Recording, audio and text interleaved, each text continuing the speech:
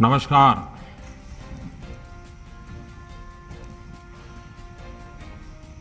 आप सभी ऐतिहासिक और विश्व धरोहर लोथल में प्रत्यक्ष मौजूद हैं। मैं तकनीक के माध्यम से दूर दिल्ली से आपसे जुड़ा हूं, लेकिन मन मस्तिष्क में ये लग रहा है कि जैसे मैं वहां आप सबके बीच में ही हूं।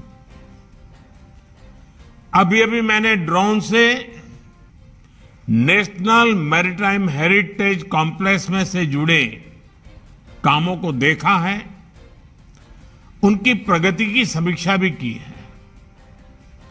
मुझे संतोष है कि इस प्रोजेक्ट से जुड़ा काम तेजी से चल रहा है। साथियों, इस वर्ष लाल किले से पंच प्राणों की चर्चा करते हुए मैंने अपनी विरासत पर गर्व की बात कही थी और अभी हमारे मुख्यमंत्री भूपेंद्र भाई ने भी उस बात का जिक्र किया। हमारी समुद्री विरासत हमारे पूर्वजों की सौंपी गई ऐसी एक महान धरोहर है। किसी भी स्थान या समय का इतिहास आने वाली पीढ़ी को प्रेरित भी करता है और हमें भविष्य के लिए सचेत भी करता है। हमारे इतिहास की ऐसी अनेक गाथाएं हैं जिन्हें भुला दिया गया। उन्हें सुरक्षित करने और अगली पीढ़ी तक पहुंचाने के रास्ते नहीं खोजे गए। इतिहास की उन घटनाओं से हम कितना कुछ सीख सकते थे। भारत की समुद्री विरासत भी ऐसा विषय है जिसके बारे में बहुत कम चर्चा की गई है। सदियों पहले के भारत का व्यापार कारोबार दुनिया के एक बड़े हिस्से में छाया हुआ था। हमारे रिश्ते दुनिया की हर सभ्यता के साथ रहे, तो इसके पीछे भारत की समुद्री शक्ति की बहुत बड़ी भूमिका थी। लेकिन गुलामी के लंबे कालखंड ने न सिर्फ भारत के इस सामर्थ्य को तोड़ा, बल्कि समय के साथ हम भारतीय अपने इस सामर्थ्य के प्रति उदासीन भी होते गए। हम भूल गए कि हमारे पास लोथल और धौलावीरा जैसी महान धरोहरें हैं जो हजारों वर्ष पहले भी समुद्री व्यापार के लिए मशहूर थी। हमारे दक्षिण में चोल साम्राज्य, चेर राजवंश, पांड्य राजवंश भी, जिन्होंने समुद्री संसाधनों की शक्ति को समझा और उसे एक अभूतपूर्व ऊंचाई दी। उन्होंने न सिर्फ अपनी समुद्री शक्ति का विस्तार किया, बल्कि इसकी मदद से दूर सुदूर के देशों तक व्यापार को ले जाने में भी सफल रहे। छत्रपति शिवाजी महाराज ने भी एक सशक्त नौसेना का गठन किया और विदेशी आक्रांताओं को चुनौती दी। ये सब कुछ भारत के इतिहास का ऐसा गौरवपूर्ण अध्याय है जिसे नजरअंदाज ही कर दिया गया। आप कल्पना कर सकते हैं, हजारों वर्ष पहले कच्छ में बड़े बड़े समुद्री जहाजों के निर्माण का पूरा उद्योग चला करता था। भारत में बने पानी के बड़े बड़े जहाज दुनिया भर में बेचे जाते थे। विरासत के प्रति इस उदासीनता ने देश का बहुत नुकसान किया। ये स्थिति बदलनी जरूरी है। इसलिए हमने तय किया कि धोलावीरा और लोथल को भारत के गौरव के इन सेंटर्स को हम उसी रूप में लौटाएंगे जिसके लिए कभी ये मशहूर थे। और आज हम उस मिशन पर तेजी से काम होते देख रहे हैं। साथियों, आज जब मैं लोथल की चर्चा कर रहा हूं तो मुझे हजारों साल से चली आ रही परंपराओं का भी ध्यान आ रहा है। आज गुजरात के कई इलाकों में सिकोतर माता की पूजा की जाती है। उन्हें समुद्र की देवी मानकर पूजा जाता है। हजारों वर्ष पूर्व के लोथल पर रिसर्च करने वाले जानकारों का मानना है कि उस समय भी सिकोतर माता को किसी न किसी रूप में पूजा जाता था। कहते हैं समुद्र में आने से पहले सिकोतर देवी की पूजा की जाती थी ताकि वो यात्रा में उनकी रक्षा करें। इतिहासकारों के मुताबिक सिकोतर माता का संबंध सोकोत्रा द्वीप से है जो आज अदन की खाड़ी में है। इससे पता चलता है कि आज से हजारों साल पहले भी खंभात की खाड़ी से दूर दूर तक समुद्री व्यापार के रास्ते खुले हुए थे। साथियों, हाल ही में वडनगर के पास भी खुदाई के दौरान सिकोतर माता के मंदिर का पता चला है। कुछ ऐसे साक्ष्य भी मिले हैं जिनसे प्राचीन काल में यहां से समुद्री व्यापार होने की जानकारी मिलती है। इसी तरह सुरेंद्रनगर के जिंजूवाड़ा गांव में लाइट हाउस होने के साक्ष्य मिले हैं। आप भी जानते हैं कि लाइट हाउस जहाजों को रात में रास्ता दिखाने के लिए बनाए जाते थे और देश के लोग ये सुनकर आश्चर्य से भर जाएंगे कि जिंजूवाड़ा गांव से समुद्र करीब करीब 100 किलोमीटर दूर है। लेकिन इस गांव में ऐसे अनेक साक्ष्य हैं जो बताते हैं कि सदियों पहले इस गांव में बहुत व्यस्त पोर्ट हुआ करता था। इससे इस पूरे क्षेत्र में प्राचीन काल से ही समुद्री व्यापार के समृद्ध होने की जानकारी मिलती है। साथियों, लोथल सिर्फ सिंधु घाटी मान्यता का एक बड़ा व्यापारिक केंद्र ही नहीं था, बल्कि ये भारत के सामुद्रिक सामर्थ्य और समृद्धि का भी प्रतीक था। हजारों साल पहले लोथल को जिस तरीके से एक पोर्ट सिटी के रूप में विकसित किया गया था, वो आज भी बड़े बड़े जानकारों को हैरान कर देता है। लोथल की खुदाई में मिले शहर, बाजार और बंदरगाह के अवशेष उस दौर में हुई अर्बन प्लानिंग और आर्किटेक्चर के अद्भुत दर्शन कराते हैं। प्राकृतिक चुनौतियों से निपटने के लिए जिस प्रकार की व्यवस्था यहां थी, उसमें आज की प्लानिंग के लिए भी बहुत कुछ सीखने को है। साथियों, एक तरह से इस क्षेत्र को देवी लक्ष्मी और देवी सरस्वती दोनों का आशीर्वाद प्राप्त था। अनेकों देशों के साथ व्यापारिक रिश्तों की वजह से यहां धनवर्षा भी होती थी। कहते हैं कि लोथल के पोर्ट पर उस समय 84 देशों के झंडे फहराया करते थे। इसी तरह पासी के वल्लभी विश्वविद्यालय में दुनिया के 80 से ज्यादा देशों का छात्र वहां पढ़ने के लिए आते थे। 7वीं शताब्दी में इस क्षेत्र में आए चीनी दार्शनिकों ने भी लिखा है कि तब वल्लभी विश्वविद्यालय में 6000 से ज्यादा छात्र थे।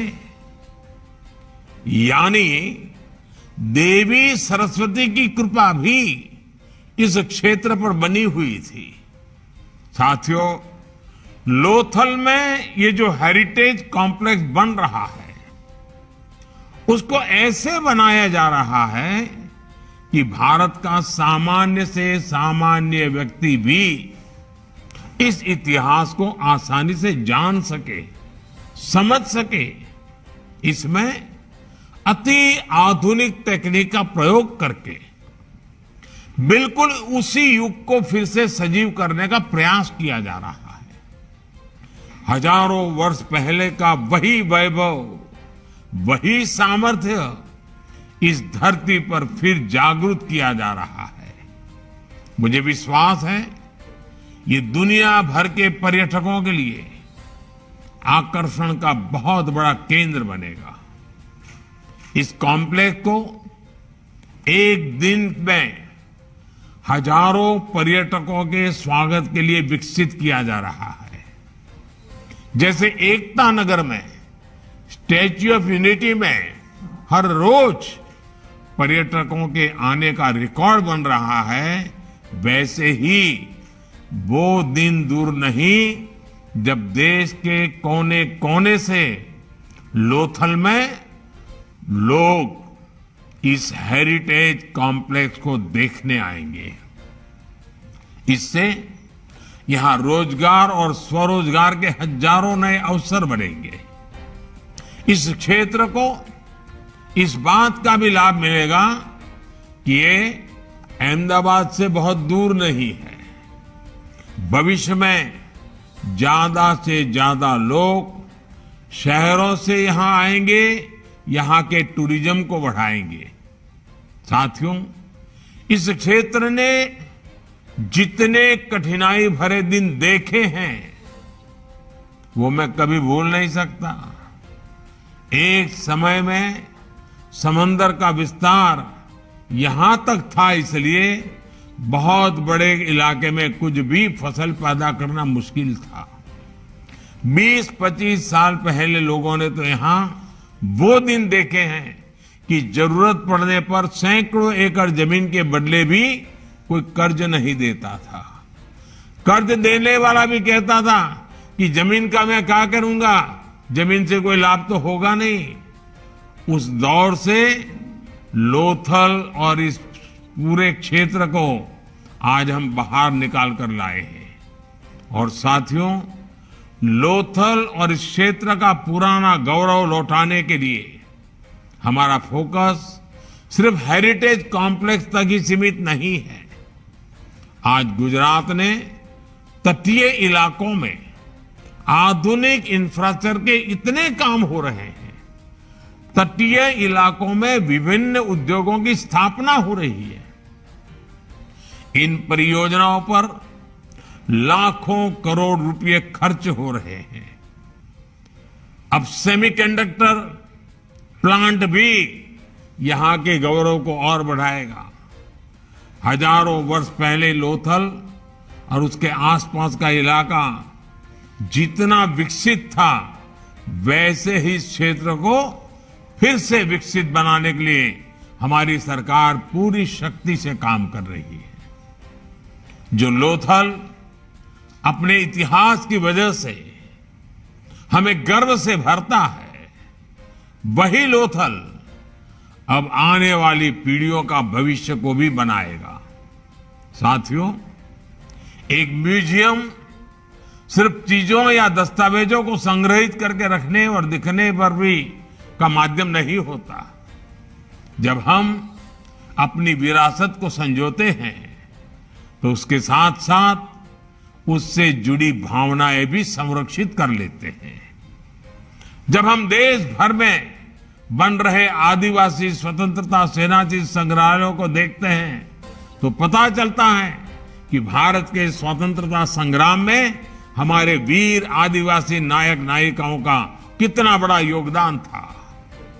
जब हम नेशनल वॉर मेमोरियल और नेशनल पुलिस मेमोरियल को देखते हैं तो हमें इस बात का एहसास होता है कि देश की रक्षा के लिए, देश को सुरक्षित रखने के लिए कैसे हमारे वीर बेटे बेटियां अपना जीवन न्यौछावर कर देते हैं। जब हम प्रधानमंत्री संग्रहालय को देखते हैं तो हमें लोकतंत्र की शक्ति का पता चलता है। हमारे देश की 75 वर्षों की यात्रा की झलक मिलती है। केवड़िया एकता नगर में स्टैच्यू ऑफ यूनिटी हमें भारत की एकता और अखंडता के लिए हुए प्रयासों, तप और तपस्या की याद दिलाती है। और आप सबको पता है, एक बहुत बड़ा रिसर्च का काम चल रहा है। अब केवड़िया में सरदार पटेल स्टैच्यू जैसे बन रहा है, क्योंकि सरदार साहब ने राजे रजवाड़े सब इकट्ठे करने का काम किया। तो वहीं पर जो राजे रजवाड़े देश के, जिन्होंने भारत की एकता और अखंडता के लिए अपने राज शासन दे दिए, उनका भी एक म्यूजियम हम बना रहे हैं। अभी उसका डिजाइनिंग काम चल रहा है, रिसर्च का काम चल रहा है। उसके कारण पहले राजे रजवाड़े कैसे हुआ करते थे, क्या क्या करते थे, कितना बड़ा देश समाज का भला करने का काम किया था, और उसी को सरदार साहब के नेतृत्व में देश की एकता के लिए कैसे, यानी पूरा चक्र एकता नगर में कोई जाएगा तो राजे रजवाड़े से लेकर के सरदार साहब तक की यात्रा में किस प्रकार के भारत का एकीकरण हुआ, वो काम वहां हो रहा है और रिसर्च का काम चल रहा है। निकट भविष्य में निर्माण कार्य भी शुरू होगा। बीते 8 वर्षों में हमने ये जो धरोहरें देश में विकसित की है, इससे भी पता चलता है कि हमारी विरासत का विस्तार कितना बड़ा है। मुझे विश्वास है लोथल में बन रहा नेशनल मैरीटाइम म्यूजियम भी सभी भारतीयों को अपनी समुद्री विरासत को लेकर गर्व से भर देगा। लोथल अपने पुराने वैभव के साथ फिर दुनिया के सामने आएगा। इसी विश्वास के साथ आप सभी का बहुत बहुत आभार, आप सबको बहुत बहुत शुभकामनाएं। અને અહીંયા લોથલમાં આટલા બધા ભાઈઓ બહેનો બેઠા છે તો હવે દિવાળી સામે આવી રહી છે। એ તમને બધાને આવનારા દિવસના દિવાળીના પણ ખૂબ ખૂબ શુભેચ્છાઓ, અને ગુજરાતમાં તો નવું વર્ષ પણ આવે તો તમને નવા વર્ષની પણ ખૂબ ખૂબ શુભકામનાઓ। ખૂબ ખૂબ ધન્યવાદ બધાના। मनीष सिसोदिया जी झूठ का नाटक, अपनी धूर्तता का परिचय दिया, उसी कुछ बातों को लेकर हमारे बीच हमारे सांसद भाई भूपेश वर्मा जी मौजूद है, मेरे साथी विक्रम मित्तल जी मौजूद है। अब मैं सीधा अपने सांसद भाई प्रवेश वर्मा जी को बोलूंगा कि आप सबको संबोधित करें। भाई प्रवेश जी।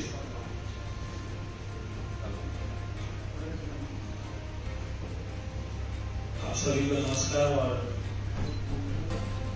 त्योहारों का समय चल रहा है, उसकी आपको बहुत बहुत शुभकामनाएं। कल हमने देखा कि लोग भ्रष्टाचार करके उसको सेलिब्रेट करते हैं।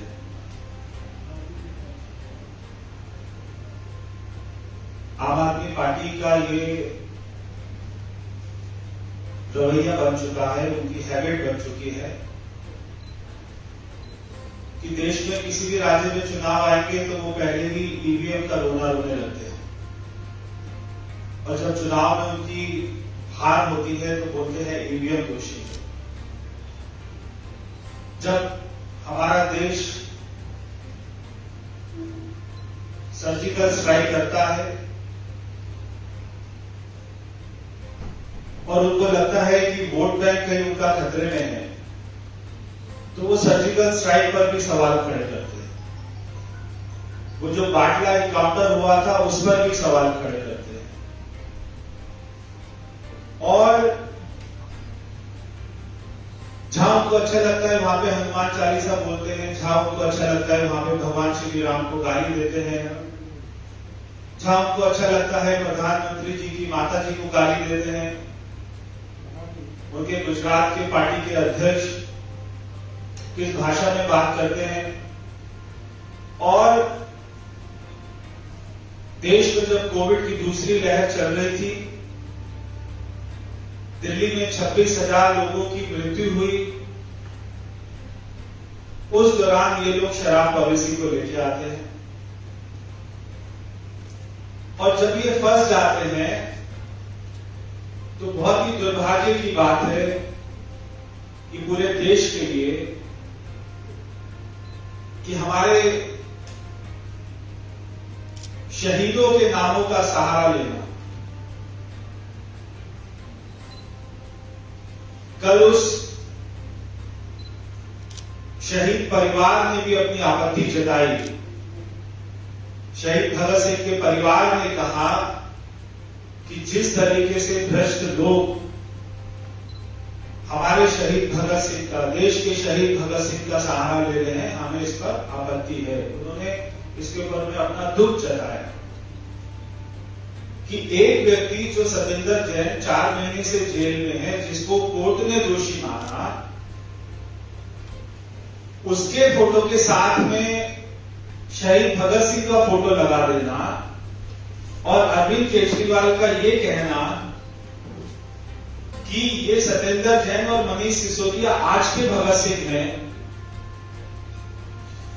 इससे बड़ी कोई गलत बात नहीं हो सकती है। भारतीय जनता पार्टी इसका विरोध करती है और हम चाहते हैं कि आम आदमी पार्टी के नेता देश से माफी मांगे कि उन्होंने शहीद भगत सिंह जी का नाम और हमारे तमाम शहीदों का नाम जो खराब किया है, उससे हमें दुख हुआ है।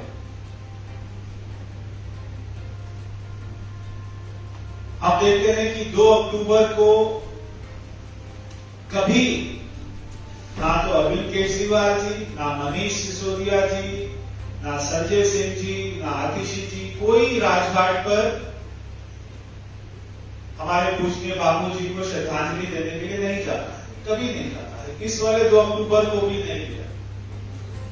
मगर जब आपको सीबीआई बुला रही है, जब आपके ऊपर में भ्रष्टाचार के इन्वेस्टिगेशन चल रही है, जांच चल रही है, तो आपको बापू जी याद आ जाते हैं,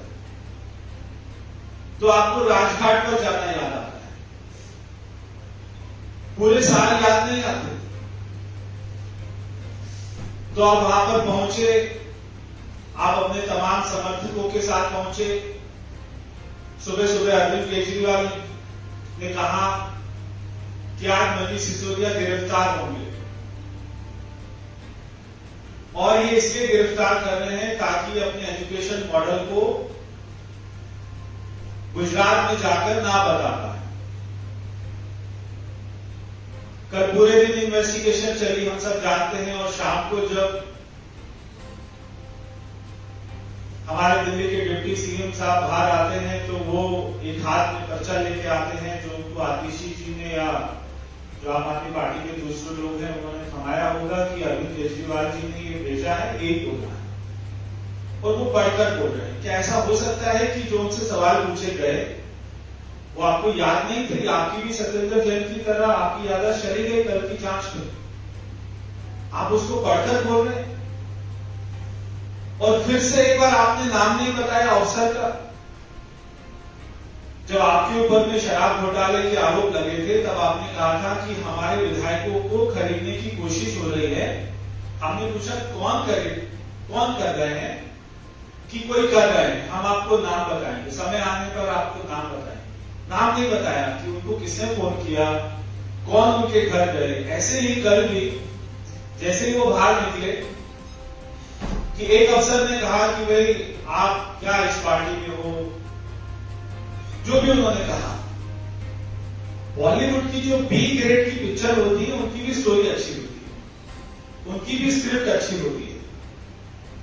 ये तो आप ऐसी स्क्रिप्ट बोल देते हैं कि या तो आप देश की जनता को, दिल्ली की जनता को बेवकूफ समझते हैं, या खुद इतने नासमझ हैं कि आपको लगता है कि दिल्ली की जनता उस पर विश्वास कर लेगी। कि मुझे एक अफसर ने कहा कि भाई आप क्या कर रहे हैं, आपने कुछ नहीं किया, बस आप एक गलत पार्टी में हैं। मैं मनीष सिसोदिया को चुनौती देता हूं। कल उन्होंने अपनी माता जी का आशीर्वाद लिया था, तो माता जी ने ये भी संस्कार दिए होंगे कि कभी झूठ मत बोलना। माता जी ने ये भी संस्कार दिए होंगे कि कभी भ्रष्टाचार मत करना। माता जी ने ये भी संस्कार दिए होंगे कि जब दिल्ली में लोग दवाई मांग रहे थे, ऑक्सीजन मांग रहे थे, तो आप उनको शराब लेते थे। तो मैं मनीष सिसोदिया जी को चुनौती देता हूं कि आप उस अफसर का नाम बताएं जिन्होंने आपको ये कहा था। अगर आप में दम है, हिम्मत है, अगर आप सच्चे हैं, तो आप उस अफसर का नाम बताएं कि आपको ये बात किसने कही थी। और अगर आप नहीं बता सकते तो आपको माफी मांगनी चाहिए कि आप झूठ बोल रहे थे। पूरी आप पार्टी बोल रही है कि सारा केस एकदम झूठा है। अगर आपको लगता है कि ये केस एकदम झूठा है, तो आज तक आप अभी तक कोर्ट क्यों नहीं पहुंचे? आप जाए कोर्ट। या तो आपको देश के न्याय पर विश्वास नहीं है, आप जाए कोर्ट पे और वहां पर बोले कि इन्वेस्टिगेशन पर स्टे कर दीजिए कि सारा केस झूठा है और हमको वहां पर फंसाया जा रहा है। आपको पता है मनीष सिसोदिया जी कि ये केस ठीक है, सच्चा है, इसीलिए आपको शहीद भगत सिंह जी का सहारा लेने की जरूरत पड़ी। अगर आप सच्चे होते तो आप महात्मा गांधी जी का, शहीद भगत सिंह जी का, जो हमारे देश के शहीद हैं, जिन्होंने स्वतंत्रता के लिए अपनी शहादत दी, उनके नाम का सहारा नहीं लेते। आपको मालूम है कि केस सच्चा है और आप झूठे हैं, इसलिए आप डरते हैं। मैं आज बहुत ही विनम्रता से ये कहना चाहता हूं मनीष सिसोदिया जी को और अरविंद केजरीवाल जी को कि कल आपने जो भी कहा सीबीआई के बारे में, कि आपको किसी अफसर ने कुछ बोला है, कि आपकी जांच पड़ताल में आपको इस तरह की बातें की गई हैं, जो भी आपने आरोप लगाए सीबीआई के ऊपर में, अगर आपको लगता है मनीष जी कि आप ठीक हैं, सच्चे हैं और ठीक बोल रहे हैं, तो मैं आपको चुनौती देता हूं कि आप नार्को टेस्ट के लिए अपनी हाथ लीजिए,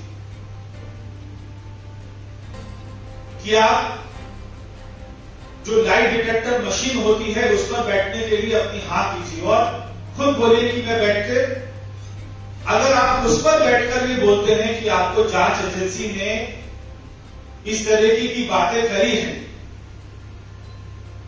तो हम सब आप पर विश्वास करें। और अगर आपके पास में उस अफसर का नाम बताने लायक भी कोई बात नहीं है, तो आपको सबसे माफी मांगनी चाहिए। यही आपका एक रास्ता बचा है। और अगर आप में थोड़ी भी शर्म है, अगर आपको लगता है आज ही, क्योंकि अगर कोई आदमी गलती करे और कहते हैं कि शाम को घर आ जाए, कि वो अगर माफी मांग ले तो उसको माफ कर देते हैं, इससे पहले कि वो जेल जाए कुछ दिनों के बाद और उसके बाद में अपनी गलती माने। कोर्ट में तो जो सीबीआई है वो भी जांच सारी अपनी करने के बाद में गवाह पेश करेगी। कोर्ट में आप भी अपनी सफाई देंगे, तो कोर्ट ये तय करेगा कि आप ठीक हैं या गलत हैं। और उसके बाद में जब आप जेल जाएंगे तब आपको बोलने लायक कुछ नहीं बचेगा। इसलिए आज मौका है कि आज आप इस्तीफा दें। आज आप इस्तीफा नहीं देते तो नार्को टेस्ट अपने कराने के लिए हां भरिए। और अगर आप ये भी नहीं करा सकते तो कम से कम देश से माफी मांगिए।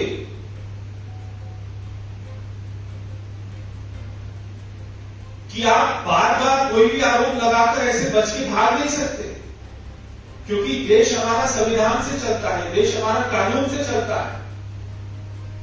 हमारे शहीदों का नाम लेना और उससे बच जाना केवल इसलिए संभव हो पा रहा है कि आज अरविंद केजरीवाल के साथ में 80 पुलिस वाले चलते हैं, वरना देश के हमारे युवाओं में गुस्सा है कि उन्होंने शहीद भगत सिंह को एक भ्रष्ट आदमी के साथ भी जोड़ दिया है। तो मैं आखिर में यही कहूंगा, मनीष सिसोदिया को चुनौती देता हूं कि वो अपना नार्को टेस्ट कराए ताकि दूध का दूध पानी का पानी हो जाए। बहुत बहुत धन्यवाद। The Union Cabinet, Shri Amit Shah, Interpol President, Shri Ahmed Nasser Al-Raish, Interpol Secretary General, Shri Jorgen Stock, Director of CBI, Shri S.K. Jaiswal, distinguished delegates and participants, I extend a warm welcome to everyone for the 98th Interpol General Assembly. It is a great to have you here at a time that is significant for both India and the Interpol. India is celebrating 75 years of independence in 2022. It is a celebration of our people, culture and achievements. It is a time for looking back at where we came from and also for looking ahead at where we want to go. The Interpol is also approaching a historic milestone. In 2023, Interpol will be celebrating 100 years of founding. This is a good time to rejoice and reflect, learn from setbacks, celebrate victories, and then look to the future with hope. Friends, the concept of Interpol finds a connect with various aspects of Indian philosophy. The motto of the Interpol is connecting police for a safer world. Many of you may have heard of the Vedas as one of the world's oldest scriptures. One of the verses in Vedas says, Ano bhadraha kratavo yantu vishwataha. It means, let noble thoughts come from all directions. This is a call for universal cooperation to make the world a better place. There is a unique global outlook in India's soul. This is why India is one of the top contributors in sending brave men and women the United Nations peacekeeping operations. Even before our own independence, we made sacrifices to make the world a better place. Thousands of Indians fought and died in the world wars. From climate targets to COVID vaccines, India has shown willingness to take the lead in any kind of crisis. And now, at a time when nations and societies are becoming inward-looking, India calls for more, not less, international cooperation. Global cooperation for local welfare is our call. Friends, the philosophy of law enforcement is best explained by Chanakya, the ancient Indian philosopher.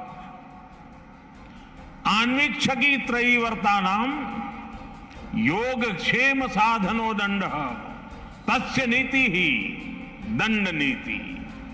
अलब्ध लाभार्था लब्ध परीक्षणी रक्षित विवर्धनी बुद्धस्य तीर्थेषु प्रतिपादनी च.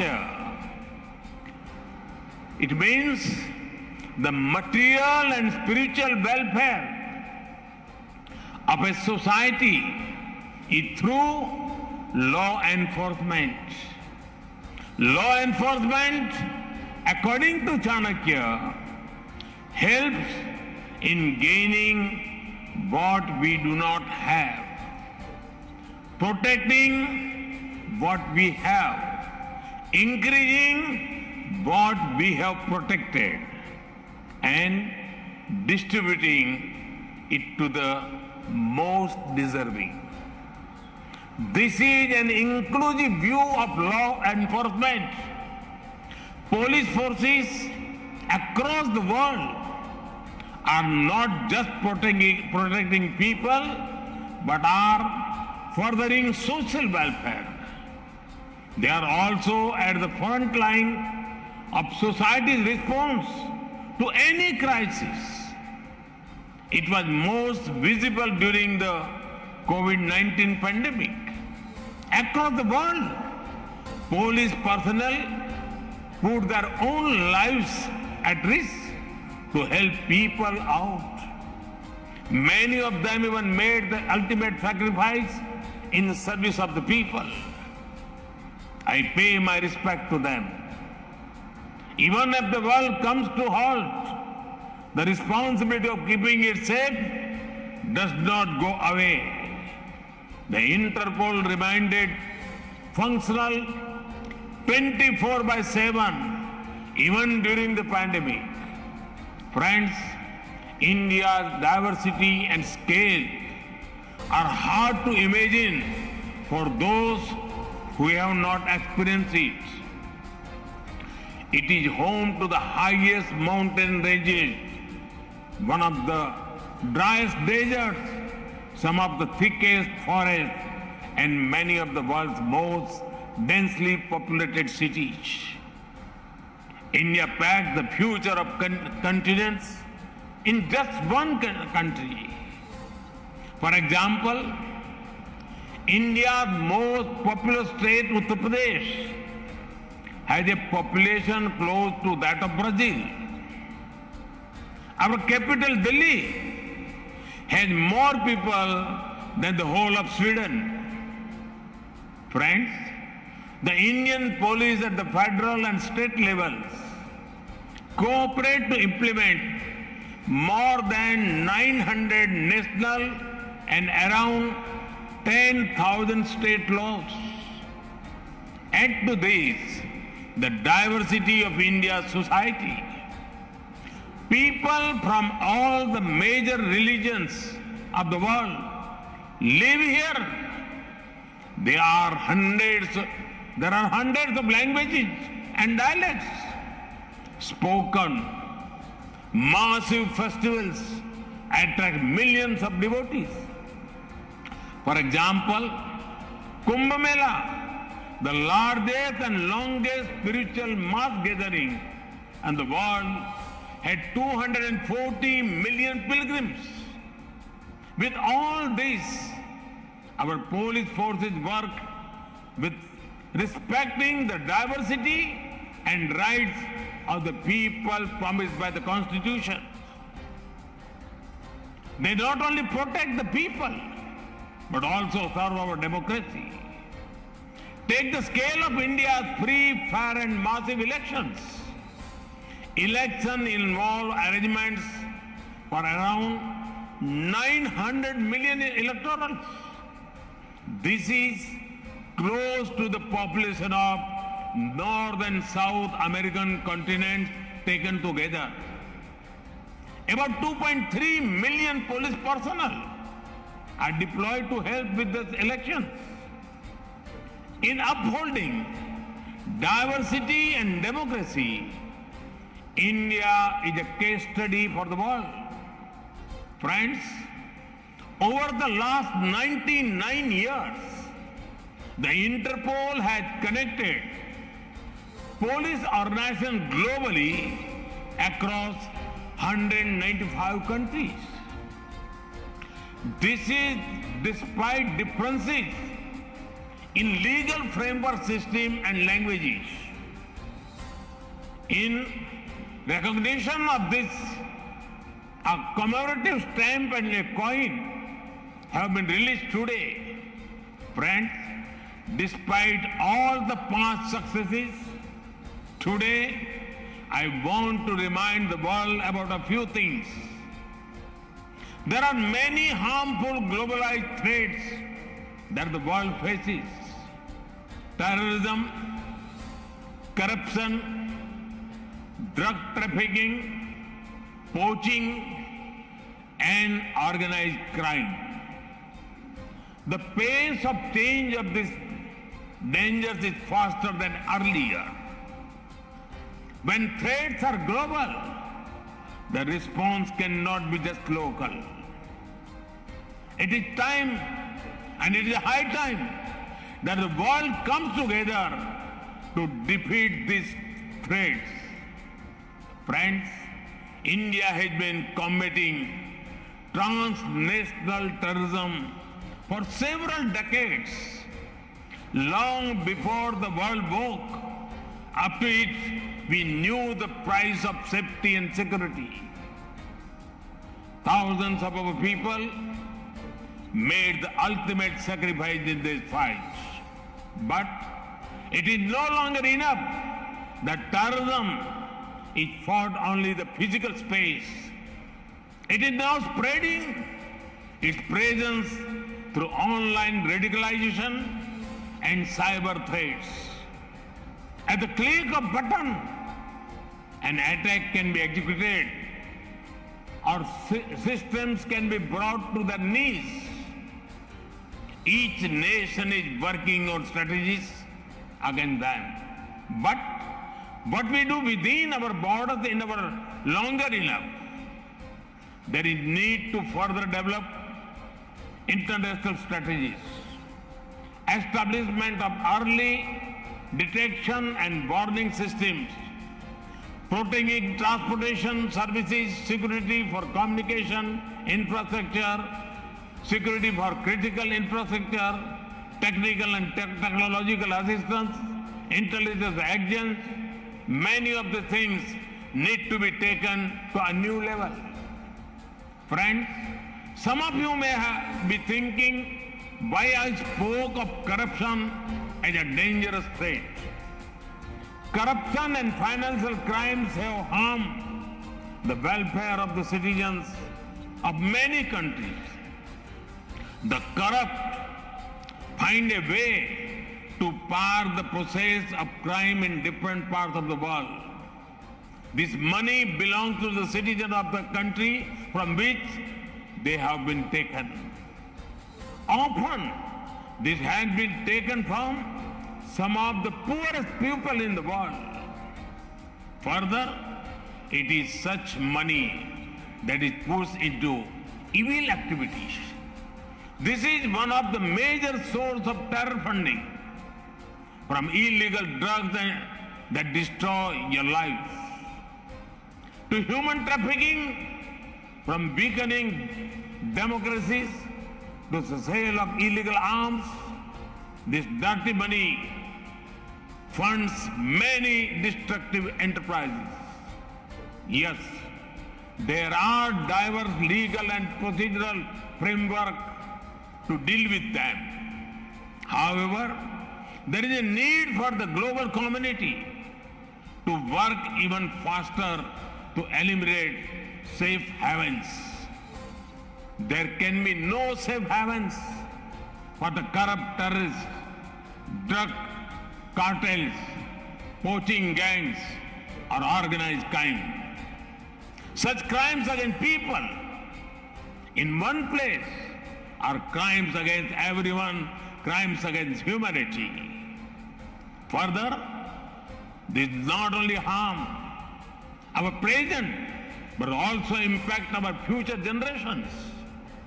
Police and law enforcement agencies need to devise procedures and protocols to increase cooperation. Interpol can help by speeding up of red corner notices for fugitive offenders. Friends, a safe and secure world is our shared responsibility. When the forces of good cooperate, the forces of crime cannot operate. Friends, before I conclude, I have an appeal to all the guests. Do consider visiting the National Police Memorial and National War Memorial in New Delhi. You can pay respect to the heroes who laid down their lives to keep India safe. These were men and women, just like many of you, ready to do anything for the nation. Friends, let communication, collaboration and cooperation defeat crime, corruption and terrorism. I hope the 19th International General Assembly proves to be an effective and successful platform for this. Once again, I welcome you all to this important program. Thank you. Namaste.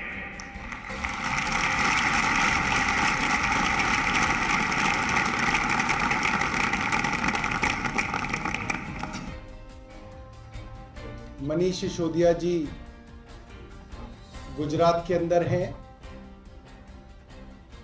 और कल CBI ने एक झूठे फर्जी मुकदमे में मनीष सिसोदिया जी से पूछताछ की और आज वो गुजरात के चुनाव प्रचार पे निकले हुए हैं। आज भाजपा के सांसद कह रहे हैं कि मनीष सिसोदिया जी का लाई डिटेक्टर टेस्ट होना चाहिए, नार्को टेस्ट होना चाहिए। और हमारा मानना है देश के अंदर अगर कोई सबसे झूठ बोलने वाले राजनेता हैं, आप गूगल करके देख लो, तो वो हैं देश के प्रधानमंत्री नरेंद्र मोदी जी। मैं अभी गूगल करके देख रहा था पीएम मोदी लाइज, तो उसके अंदर सैकड़ों आर्टिकल खुल जाते हैं। 10 lies of PM Modi, 7 greatest lies of Modi, why does Modi lie and gets an escape, reasons behind the lies of Modi. मतलब सैकड़ों आर्टिकल जो है इंटरनेट पे भरे हुए हैं नरेंद्र मोदी जी के झूठ के। और आज जब हमारे देश में दशकों बाद करीब 90 देशों की पुलिस इंटरपोल की एक मीटिंग के अंदर आई हुई है, मैं चाहूंगा प्रधानमंत्री जी देश का सबसे बड़ा सच या कहें देश का सबसे बड़ा झूठ इंटरपोल के सभी देशों के सामने बताएं कि देश के अंदर जो सबसे बड़ी इन्वेस्टिगेटिंग एजेंसी सीबीआई है वो एक स्वायत्त और एक न्यूट्रल संस्था है। क्या प्रधानमंत्री जी, मैं चाहूंगा हमारे भाजपा के जो मित्र प्रेस कॉन्फ्रेंस कर रहे हैं, मैं चाहूंगा कि वो कहें कि प्रधानमंत्री जी लाई डिटेक्टर टेस्ट पे, नार्को टेस्ट पर ये बात कहें कि देश के अंदर सीबीआई और ईडी स्वायत्त संस्थाएं हैं, इनका भारतीय जनता पार्टी और केंद्र सरकार से कोई लेना देना नहीं है। क्या प्रधानमंत्री जी कहेंगे? क्योंकि आज देश का सबसे बड़ा झूठ यही है। क्या प्रधानमंत्री जी लाई डिटेक्टर टेस्ट पे ये कहेंगे कि 10 लाख करोड़ के लोन जो माफ किए गए हैं, जिन लोगों के लोन माफ किए गए हैं, उनमें प्रधानमंत्री जी के मित्र नहीं है। क्या प्रधानमंत्री जी ये लाई डिटेक्टर टेस्ट पे कहेंगे? हम चाहते हैं प्रधानमंत्री जी कहें, हम चाहते हैं प्रधानमंत्री बताएं, लाई डिटेक्टर टेस्ट पे बताएं कि जो इलेक्टोरल बॉन्ड है,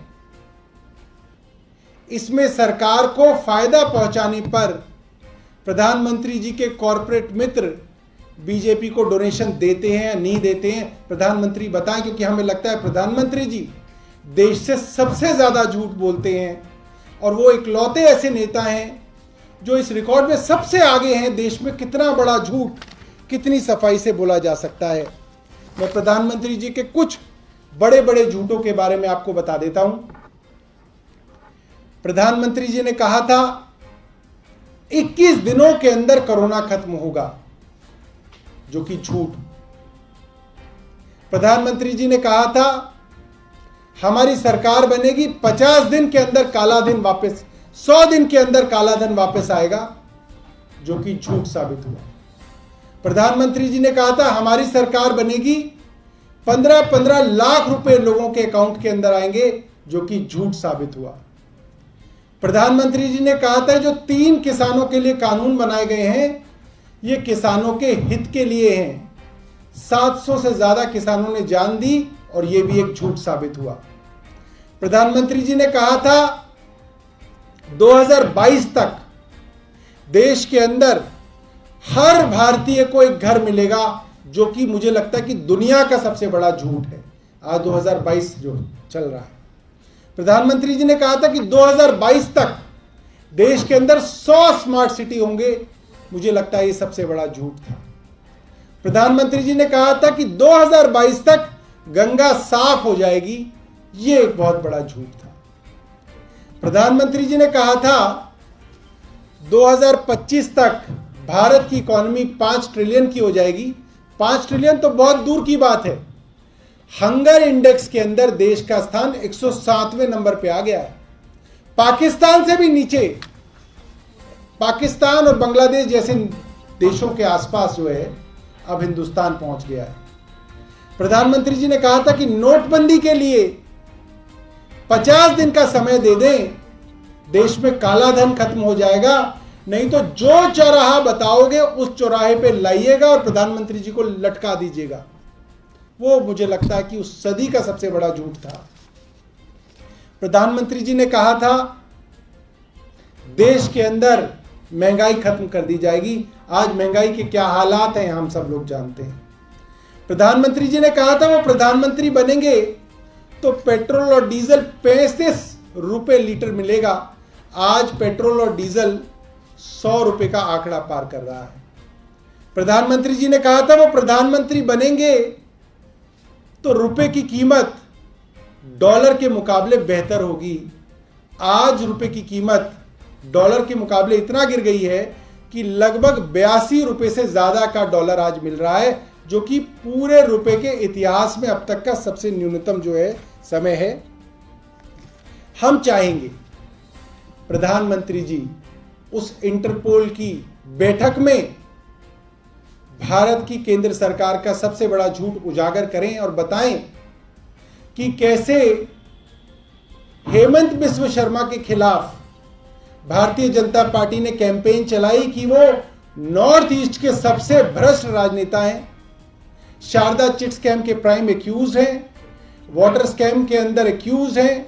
उनके ऊपर भारतीय जनता पार्टी ने बुकलेट छपवाई, ईडी और सीबीआई के छापे पड़े और आज हेमंत बिस्व शर्मा भारतीय जनता पार्टी के असम के मुख्यमंत्री हैं। प्रधानमंत्री जी ये सच बताएं और भारतीय जनता पार्टी बताए कि प्रधानमंत्री जी का नार्को टेस्ट और lie detector test Bharatiya Janata party कब कराएगी। मैं उनके प्रवक्ताओं से जानना चाहता हूं, समय बताएं, स्थान बताएं और पूरे देश को बताएं, टीवी पर आके बताएं कि प्रधानमंत्री जी का narco test Bharatiya Janata party कब कराएगी। बहुत बहुत धन्यवाद। आपके पास कुछ प्रश्न हो तो आप पूछ सकते हैं।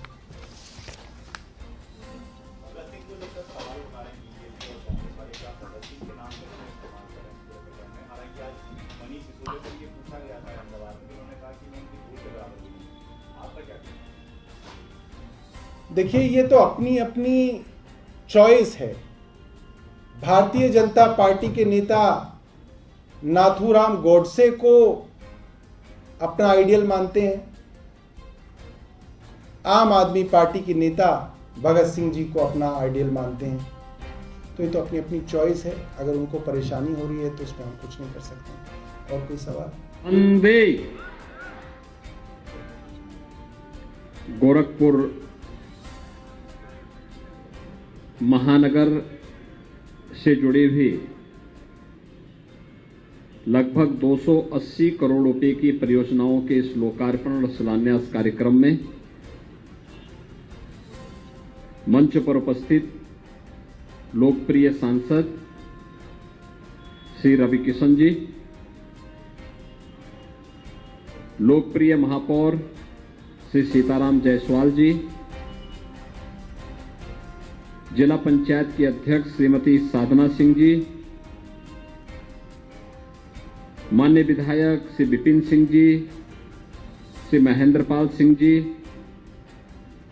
श्री प्रदीप शुक्ला जी, विधान परिषद सदस्य डॉक्टर धर्मेंद्र सिंह जी,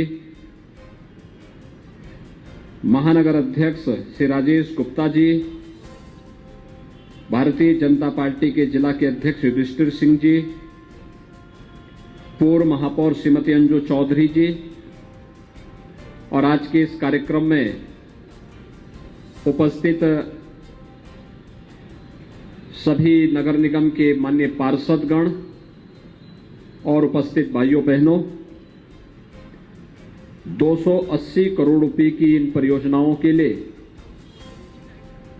मैं महापौर, अपने दोनों विधायकों को, सांसद जी को और सभी 80 पार्षदों को हृदय से बधाई देते हुए महानगर वासियों को इस अवसर पर हृदय से अभिनंदन करता हूं। उन सब के प्रति दीपावली की मंगलमय शुभकामनाएं व्यक्त करता हूं। भाइयों बहनों, दीपावली के ठीक पहले नए परिसीमन के अंतर्गत गोरखपुर महानगर में 80 वार्ड बनेंगे। इन सभी 80 वार्डों के लिए आज 228 परियोजनाएं यहां पर लोकार्पण और शिलान्यास की जा रही हैं। गोरखपुर विकास प्राधिकरण के द्वारा 52 परियोजनाओं का शिलान्यास किया जा रहा है। पार्षद गणों के द्वारा इन सभी वार्डों में पार्षद की निधि से जो धनराशि अवमुक्त की जा रही है, उन सब पर कार्य हो रहा है। प्रत्येक वार्ड के लिए 25 अतिरिक्त स्ट्रीट लाइट की व्यवस्था, कूड़ा प्रबंधन के साथ साथ अलग से 100 मिनी नलकूप और एक बड़े गहरे नलकूप, इन सब को लेकर के 280 करोड़ रुपए की परियोजनाओं का जहां पर शिलान्यास और लोकार्पण हो रहा है। महानगर के अंदर अतिवृष्टि में आपने देखा होगा, जहां गड्ढा होगा उसको छोड़ दें तो शेष नगर निगम ने, विकास प्राधिकरण ने, जिला प्रशासन ने मिलकर के एक व्यवस्था बनाई और परिणाम रहा कि अतिवृष्टि में जहां पर ऊंचे स्थान थे वहां भी जल प्लावन हो गया था। लेकिन गोरखपुर महानगर में इस अतिवृष्टि के कारण मैं देख रहा था 3 तारीख की रात्रि से बारिश जो शुरू हुई, 4 तारीख तक लगातार 12 घंटे तक बारिश थी। मैं उस दिन गोरखपुर में था और मैं पूछ रहा था कि भाई सिटी के अंदर कहां कहां पानी लगा हुआ है। एक आध जगह में निकला भी था, लेकिन जल निकासी की और जल प्रबंधन की जो व्यवस्था गोरखपुर ने इस बार की, इसको और अच्छा बनाने की दृष्टि से ये सभी परियोजनाएं बड़ी महत्वपूर्ण कारगर साबित होने जा रही है, जिसमें 280 करोड़ रुपए की परियोजनाएं और 280 परियोजनाएं ही हैं। इन सभी परियोजनाओं के लिए गोरखपुर महानगर वासियों को मैं हृदय से बधाई देता हूं, अपनी शुभकामनाएं देता हूं। भाइयों बहनों, जब अच्छे लोग चुने जाते हैं तो ये विकास के कार्य को भी ईमानदारी के साथ हर एक जगह लेकर के जाते हैं। प्रधानमंत्री मोदी जी ने इसी के लिए कहा, सबका साथ और सबका विकास।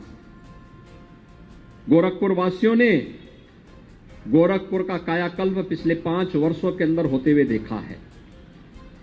इन 5 वर्षों में सड़कों का चौड़ीकरण का कार्य हुआ, जल निकासी की उचित व्यवस्था हुई, कूड़ा प्रबंधन को बेहतर करने का प्रयास हुआ, गोरखपुर में स्वास्थ्य सेवाओं को बेहतर करके विश्व स्तरीय एम्स जैसे संस्थान गोरखपुर में खुले, गोरखपुर का बंद पड़ा खाद कारखाना प्रारंभ हो गया, रामगढ़ ताल में श्री रवि किशन जी और सीताराम जायसवाल जी जैसे अभिनेताओं के लिए फिल्म करने के लिए एक बेहतरीन केंद्र भी विकसित हुआ, और साथ साथ रामगढ़ ताल पर्यटन के एक बेहतरीन केंद्र के रूप में विकसित होते हुए गोरखपुर के तमाम धर्मस्थलों का सुंदरीकरण का कार्य हुआ। आज आप मानसरोवर में जाएंगे, सूरज कुंड में जाएंगे, महादेव झारखंडी में जाएंगे, आप अन्य धर्मस्थलों पर, गुरुद्वारों में, अन्य महत्वपूर्ण स्थलों में जाएंगे, वहां पर पर्यटन विकास के माध्यम से बेहतरीन विकास की योजनाओं को आप लोगों ने जमीनी धरातल पर होते हुए देखा है। इससे पहले इस नगर निगम में हम लोगों को विकास की योजनाओं के लिए और जनता की बुनियादी सुविधाओं के लिए धरना प्रदर्शन के लिए आना पड़ता था, और आज मुझे प्रसन्नता है कि नगर निगम के संभवतः नगर निगम का इस बोर्ड का ये अंतिम कार्यक्रम होगा, जिसमें शासन के दिए गए पैसे से नगर निगम में पार्षद वरीयता के कार्यों को, नगर निगम की परियोजनाओं को और विकास प्राधिकरण की परियोजनाओं का एक साथ यहां पे लोकार्पण का कार्यक्रम, शिलान्यास का कार्यक्रम हो रहा है। ये अपने आप में एक मानक बना है। ये गोरखपुर महानगर जो 5 साल पहले बुनियादी सुविधाओं के लिए तरस रहा था, न बिजली थी, न सफाई थी, न सड़कें थी, 1 घंटे बारिश पड़ती थी पूरा महानगर जल प्लावित हो जाता था। आज 12-12 घंटे तक मूसलाधार बारिश पड़ रही है, और गोरखपुर में जब गुड़धोवा नाले का काम पूरा हो जाएगा तब एक बूंद पानी भी गोरखपुर महानगर के अंदर नहीं लगेगा। यह भी हम लोग उस कार्यक्रम के साथ आगे बढ़ रहे हैं। बेहतरीन विकास की इन योजनाओं ने गोरखपुर को एक पहचान दी। आज गोरखपुर में जो भी आता है वो गोरखपुर की बदली हुई तस्वीर को देख करके विभूत होता है।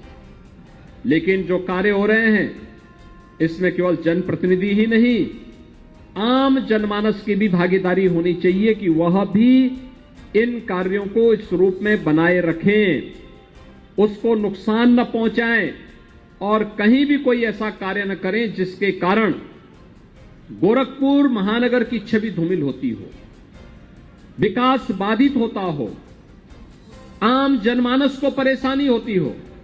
आज आप देख रहे होंगे चौराहे चौराहे पर सीसीटीवी कैमरे लग रहे हैं, चौराहों का सुंदरीकरण हो रहा है। कोई भी आता है उन चौराहों को देखता है, अभिभूत होता है, लाइटिंग को देखता है, अभिभूत होता है, नगर निगम के इस भव्य भवन को देखता है, अभिभूत होता है, उसको लगता है ये नयापन है। और संभवतः इस बोर्ड के लिए सीताराम जायसवाल जी के नेतृत्व में नगर निगम का यह बोर्ड अपने आप में सचमुच सौभाग्यशाली माने कि उन्होंने दशकों बाद गोरखपुर नगर निगम को इतना भव्य भवन दिया है, इतना भव्य भवन। मुझे लगता है रवि किशन जी इस बारे में जरूर वो कर रहे होंगे कि वे भी अगर यहां पर महापौर होते तो भवन संभवतः उनके समय बना होता, तो वह जब उनके ग्रैंडसन आने वाले समय में पॉलिटिक्स में आएंगे तो उनको भी याद होगा कि देखिए हमारे ग्रैंडफादर के समय ये सब बना है। उनको भी देखने और सुनने को ही मिलता है। लेकिन यह सौभाग्य लिखा हुआ था सीताराम जायसवाल जी और उनकी कंपनी के साथ, जो बोर्ड में उनके साथ पार्षद हैं, उनकी टीम के सदस्य हैं, उनके नाम से लिखा हुआ था, और आज इसी का परिणाम है। भाइयों बहनों, जितनी परियोजनाएं हैं, जो 80 नए वार्ड गोरखपुर महानगर में बन रहे हैं, इन सभी 80 वार्डों में सभी सड़कें लगभग इससे आच्छादित हो जाती हैं, और सभी सड़कों को लेकर के, जल निकासी की उचित व्यवस्था को लेकर के, स्ट्रीट लाइट की व्यवस्था को लेकर के स्वच्छता के कार्यक्रम को लेकर के डोर टू डोर कलेक्शन हो, इस कार्यक्रम को लेकर के एक विशिष्ट अभियान आज प्रधानमंत्री मोदी जी की प्रेरणा से पूरे देश के अंदर चल रहा है और उसमें हर नगर निगम को भी एक स्वस्थ प्रतिस्पर्धा के साथ आगे बढ़ना है। जन भागीदारी इसमें महत्वपूर्ण भूमिका का निर्वहन करेगा। नगर निगम और शासन धनराशि देकर के कूड़ा प्रबंधन का कार्य करेगा, लेकिन नागरिक की जिम्मेदारी भी बनती है कि हम अपने घर का कूड़ा नाली के अंदर या सड़क पर नहीं फेंकेंगे। हमारी भी जिम्मेदारी बनती है कि हम स्वच्छता का ध्यान रखेंगे। हम जबरदस्ती नाली के ऊपर कब्जा नहीं करेंगे, हम सरकारी जमीनों पर कब्जा नहीं करेंगे, स्ट्रीट लाइट को कोई नुकसान नहीं पहुंचाएंगे और दिन में कहीं भी कोई लाइट अनावश्यक जलती हुई नहीं दिखाई देनी चाहिए, क्योंकि यह लॉस पहले तो नगर निगम का होगा, फिर राज्य का होगा और अंततः राष्ट्रीय क्षति होती है। हमें इससे बचाना होगा और इस दृष्टि से आपका आह्वान करने के लिए आज मैं आपके बीच आया हूं। विकास की प्रक्रिया के साथ गोरखपुर तेजी के साथ आगे बढ़ा है। आप सबने विकास में रुचि ली। आज गोरखपुर की तस्वीर बदली है। आज गोरखपुर के बारे में लोगों की धारणा बदली है। मैं पिछले दिनों यहां के जू में गया था, जो चिड़ियाघर है, प्राणी उद्यान है। आपने देखा कितने अच्छे अच्छे जानवर वहां पर आए हुए हैं, कितनी बड़ी संख्या में लोग वहां जाते हैं।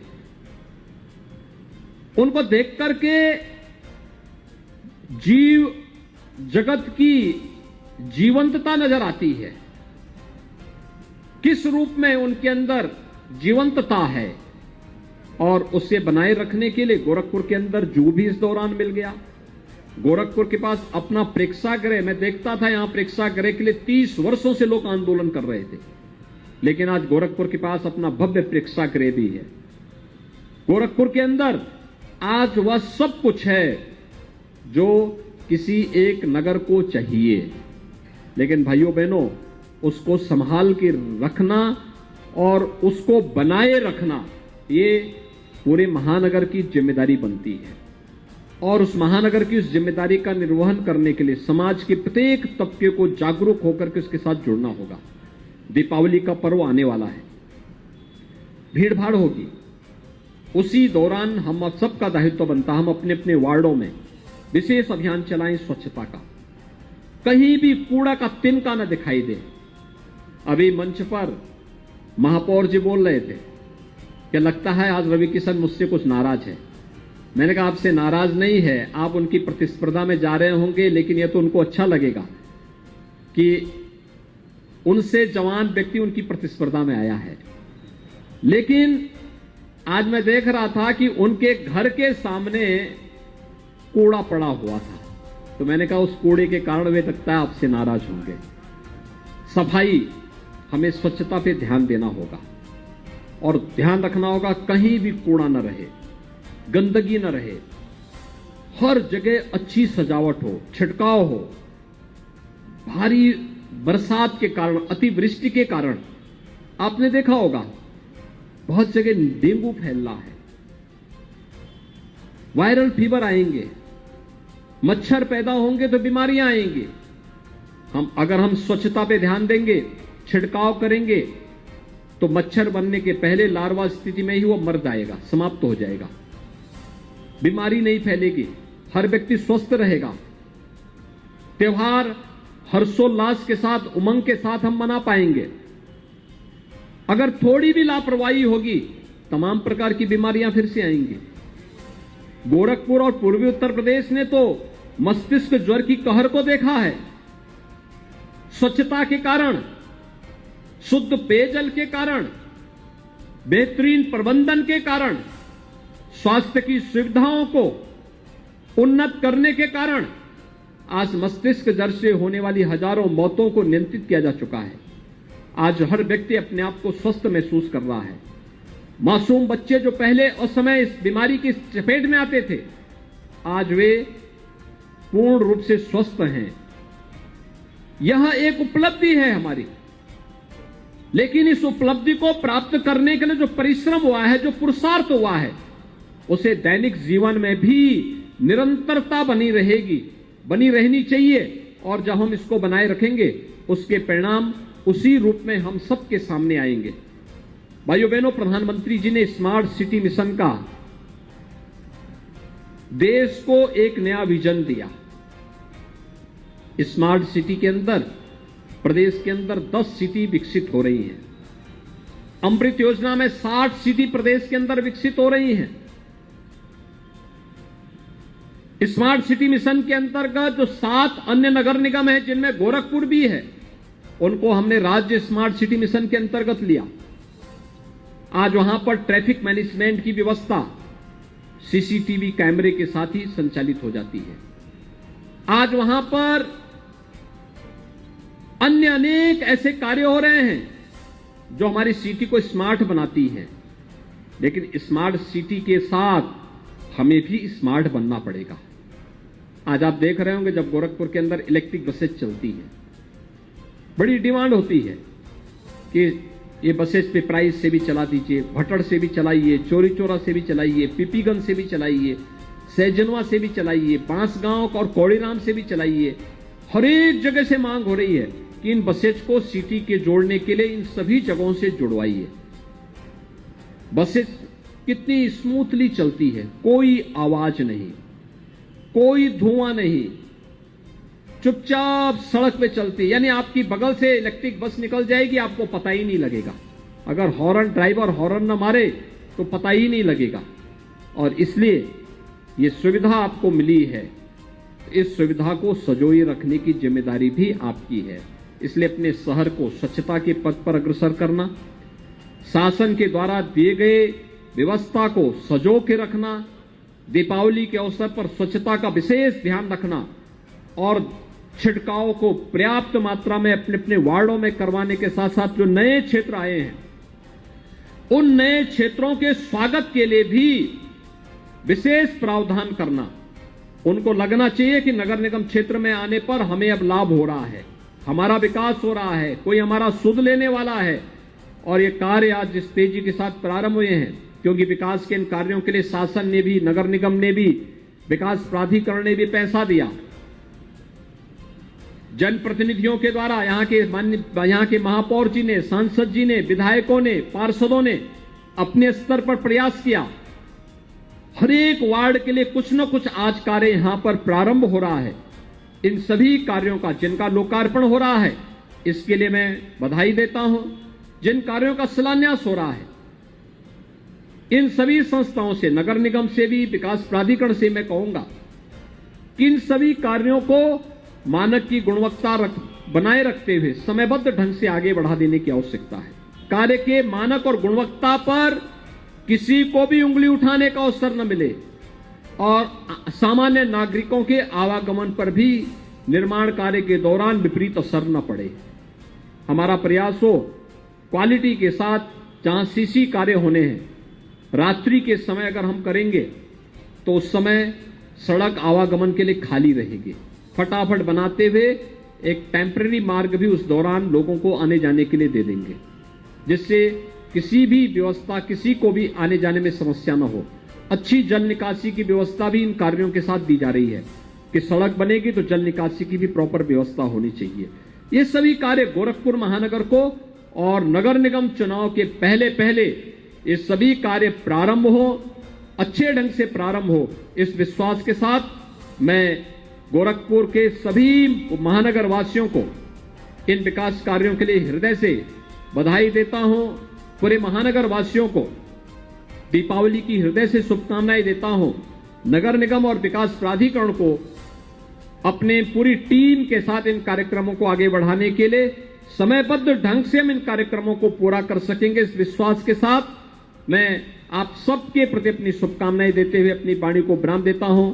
धन्यवाद। जय हिंद। भारत माता की, भारत माता की, भारत माता की। वंदे वंदे वंदे।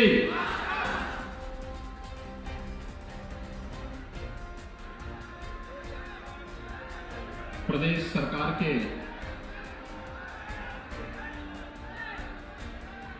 मेरे वरिष्ठ सहयोगी कृषि और कृषि शिक्षा के मंत्री श्री सूर्य प्रताप शाही जी, प्रदेश सरकार में ही मंत्री श्रीमती विजय लक्ष्मी गौतम जी, माननीय सांसद डॉक्टर रमापति राम त्रिपाठी जी, माननीय सांसद श्री रविंद्र कुशवाहा जी, माननीय सांसद श्री विजय कुमार दुबे जी, भारतीय जनता पार्टी के क्षेत्रीय अध्यक्ष और विधान परिषद के माननीय सदस्य डॉक्टर धर्मेंद्र सिंह जी, विधान परिषद के माननीय सदस्य डॉक्टर रतनपाल सिंह जी, प्रदेश सरकार के पूर्व मंत्री और माननीय विधायक श्री जयप्रकाश निषाद जी, माननीय विधायक श्री सलभमणि त्रिपाठी जी, माननीय विधायक दीपक मिश्रा जी, श्री मोहन वर्मा जी, श्री विवेकानंद पांडे जी, श्री सुरेंद्र कुशवाहा जी, डॉक्टर असीम कुमार जी, श्री मनीष जायसवाल जी, श्री विनय प्रकाश गौड़ जी, आज के इस कार्यक्रम में उपस्थित भारतीय जनता पार्टी के वरिष्ठ नेता पूर्व विधायक श्री गंगा सिंह कुशवाहा जी, जिलाध्यक्ष श्री अंतर्यामी सिंह जी, आज के इस कार्यक्रम में उपस्थित भारतीय जनता पार्टी के सभी पदाधिकारीगण, उपस्थित देवरिया जनपद के सभी भाइयों बहनों, आज हम सब यहां पर इस क्षेत्र में राष्ट्रवाद की अलख जगाने वाले गांव, गरीब, किसान, नौजवान, महिलाओं को उनका सही अधिकार दिलाने के लिए जिन्होंने अपना पूरा जीवन समर्पित किया था, ऐसे स्वर्गीय रविंद्र किशोर शाही जी की 40वीं पुण्यतिथि पर उनका स्मरण करते हुए इस भव्य समारोह के माध्यम से उनके प्रति श्रद्धा सुमन व्यक्त करने के लिए यहां पर उपस्थित हुए हैं। मैं इस अवसर पर भारतीय जनसंघ के पूर्व अध्यक्ष, उत्तर प्रदेश सरकार के पूर्व मंत्री स्वर्गीय रविंद्र किशोर शाही जी को उनकी 40वीं पुण्यतिथि के अवसर पर नमन करते हुए पूरे प्रदेशवासियों की ओर से विनम्र श्रद्धांजलि अर्पित करता हूं। भाइयों बहनों, इन्हीं महापुरुषों की तप परिश्रम का परिणाम है कि आज प्रदेश के अंदर, देश के अंदर बिना भेदभाव के शासन की योजनाओं का लाभ समाज के प्रत्येक तबके को देने में हम सब सफल हो पा रहे हैं। जब कोई भारतीय जनता पार्टी या भारतीय जनसंघ के बारे में नहीं जानता था, जब राष्ट्रवाद के मुद्दे को छूना भी लोग एक प्रकार का परहेज करते थे, उस कालखंड में स्वर्गीय रविंद्र किशोर शाही जैसे महापुरुषों ने इसे गांव-गांव और घर-घर तक पहुंचाने का काम किया। आज वे भले ही हमारे बीच में नहीं, लेकिन 40 वर्ष के बाद भी जब भारतीय जनता पार्टी की केंद्र और प्रदेश में सरकार बनी, तो उन्हीं मूल्यों, उन्हीं आदर्शों का अनुगमन करते हुए गांव के लिए, गरीब के लिए, किसान के लिए, नौजवान के लिए, महिलाओं के लिए और समाज के प्रत्येक तबके के हित के लिए बिना भेदभाव के शासन की योजनाओं को पहुंचाने का कार्य किया जा रहा है। आज देवरिया जनपद में 477 करोड़ रुपए की लागत से 233 परियोजनाओं का लोकार्पण और शिलान्यास का कार्यक्रम उसी श्रृंखला का हिस्सा है। मैं देवरिया जनपद के सभी भाइयों बहनों को हृदय से बधाई देता हूं, अपनी शुभकामनाएं देता हूं। भाइयों बहनों, मैं आपका आभार भी व्यक्त करता हूं। 6 महीने पहले जब विधानसभा के चुनाव हुए थे, पूरे प्रदेश के अंदर सबकी निगाहें गोरखपुर मंडल पर थी। और लोग जानते थे कि मुख्यमंत्री का गृह मंडल है, क्या परिणाम आएगा। मैं तब भी कहता था सबसे अच्छा रहेगा, और 28 में से 27 सीटें अकेले गोरखपुर मंडल ने दी हैं। देवरिया ने 7 में से 7 सीट दी। कुशीनगर में 7 में से 7 सीट जिता करके दी। बड़े बड़े धुरंधर लोग बन करके आए थे, लेकिन जनता ने धूल चटा करके केवल विकास और राष्ट्रवाद के मुद्दे पर प्रधानमंत्री मोदी जी के नीतियों, मूल्यों और आदर्शों का अनुपालन करते हुए उनका आह्वान पर भारतीय जनता पार्टी के प्रत्याशियों को चुनाव जिता करके भेजा। गोरखपुर में 9 में से 9 सीट भारतीय जनता पार्टी को प्राप्त हुई, और महाराजगंज में 5 में से 4 सीट भारतीय जनता पार्टी को प्राप्त हुई। 28 में से 27 सीट अकेले भारतीय जनता पार्टी ने प्राप्त की, और इसके लिए देवरिया के सभी मतदाता भाइयों बहनों के प्रति आभार व्यक्त करना भी मैं अपना कर्तव्य समझता हूं। इसके लिए आपके प्रति कृतज्ञता ज्ञापित करते हुए आप सबको मैं धन्यवाद भी देता हूं। भाइयों बहनों, आपने समर्थन दिया, आपने वोट दिया, तो आज हम साई जी के साथ यहां पर आकर के 477 करोड़ रुपए की परियोजनाओं को लेकर के कुछ का लोकार्पण हो रहा है, कुछ कार्यों का शुभारंभ होने जा रहा है। ये सड़क से जुड़ी हुई योजनाएं हैं, शिक्षा से है, स्वास्थ्य से है, ग्राम्य विकास से है, ऊर्जा से है, पंचायती राज से है, नगर विकास से है, आम जन से जुड़ी हुई समस्या है, खेती किसानी से जुड़ी हुई समस्याएं हैं, आम जन से जुड़ी हुई समस्याएं हैं, जिनका समाधान करने के लिए राज्य सरकार ने यहां पर धनराशि दी, केंद्र सरकार ने धनराशि दी, और उस धनराशि का उपयोग यहां के समग्र विकास के लिए होगा। भाइयों बहनों, देवरिया की जब बात आती है तो पूज्य देवराहा बाबा का स्मरण हम सबके अंतःकरण में उठता है, और ये हमारे लिए गौरव की बात है कि प्रधानमंत्री मोदी जी के नेतृत्व में जो मेडिकल कॉलेज हम लोगों ने देवरिया जनपद को दिया, वह देवरिया जनपद का वह मेडिकल कॉलेज हम लोगों ने पूज्य देवराहा बाबा के नाम पर ही स्थापित किया है।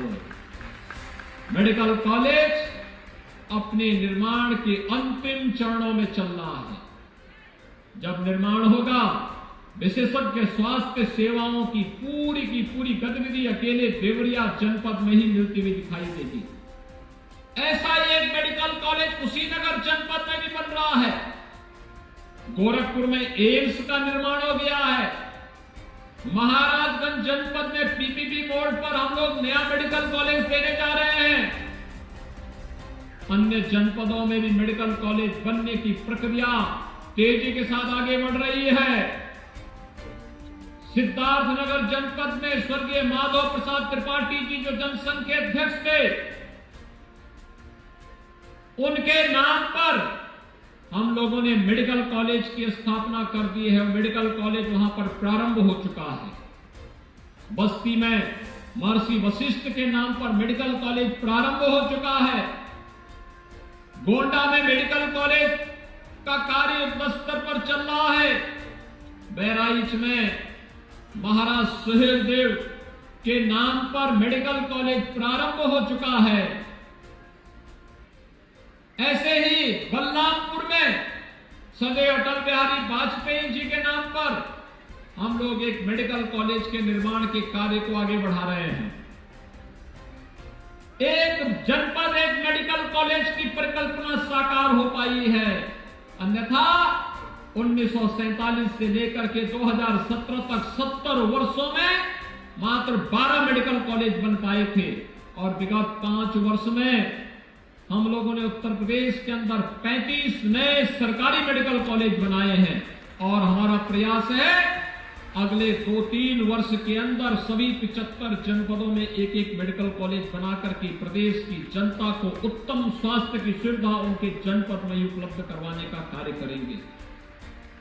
ऐसे ही विकास की प्रक्रिया को आगे बढ़ाते हुए भी हम लोग आए थे। मैं देख रहा था साई जी के साथ में, यहां पे कृषि पे बहुत अच्छी प्रदर्शनी लगी है। हमारा अन्नदाता किसान कितनी मेहनत करता है, लेकिन कभी कभी आपदा से उसकी